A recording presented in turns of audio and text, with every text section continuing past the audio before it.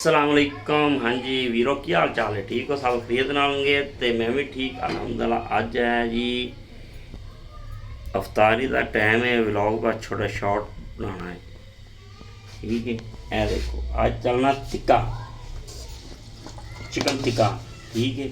ए लगा मैं हूँ मैं बनाने, तेन मैं लिया सी, लिया के चिकन तो उन्होंने लाता सी मसाला, ठीक है। मसाला ला के तो हूँ रह गए सिर्फ अद्धा घंटा अफतारी के अद्धे घंटे के तलना तो तैयार करना। तैयार करके फिर तुम दस दें तो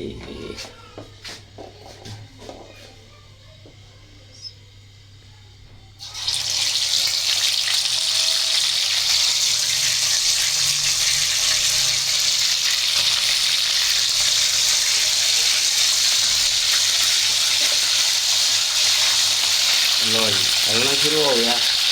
हेलो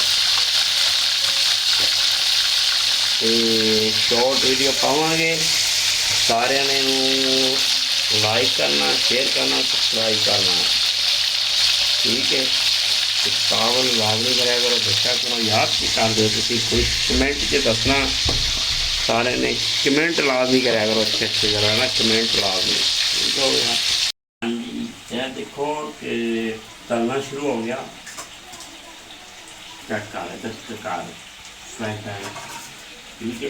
तो टिक्का बन गया। ये कोई ऐसा कई लोग पूछते हैं फिर मिनटा जी की पाया सी, कुछ भी नहीं, सिर्फ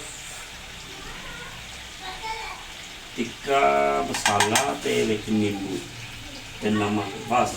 और कोई मसाले ज़्यादा नहीं पाई गए क्योंकि फिर इजी रहता बंदा आराम नाल टिक्का बना के अफतारी करांगे। तो जिस बंदे ने मेरा चैनल यूट्यूब का सबसक्राइब नहीं किया वो लाजमी करो। चाचू इकबाल पंजाबी ब्लॉग के नाम पे सारे बंदे उत्थे जाके तो जे फेसबुक वाले उधर जान तो यूट्यूब वाले उधर जान, टिकटॉक वाले भी जान, सारे तो करन उन्होंने सबसक्राइब फॉलो करो तो शेयर करो लाजमी। हाँ जी लो जी टिक्का बन गया, टिक्का बन के आ गया। हुण तो टाइम हो गया अफतारी का बिल्कुल नज़दीक। नाल कट्टिया सेब, खजूर, रायता बनाया कैचअप नाल।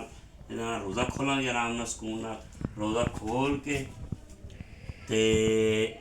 रोज़ा खोल के तो दुआ करांगे इंशाअल्लाह सारिਆਂ ਲਈ। तो तुसीं भी दुआ करनी तो सब ने वीडियो च बार बार कह रहे हैं, सब ने शेयर करना, लाइक करना और सब्सक्राइब करना। यूट्यूब चाचू इकबाल पंजाबी व्लॉग लाजमी उत्ते जाना सारिਆਂ ने। तो ओके हो गया, हूँ टाइम हो गया तो रोज़ा खोलते हैं। अल्लाह खैर करे। Happy to you.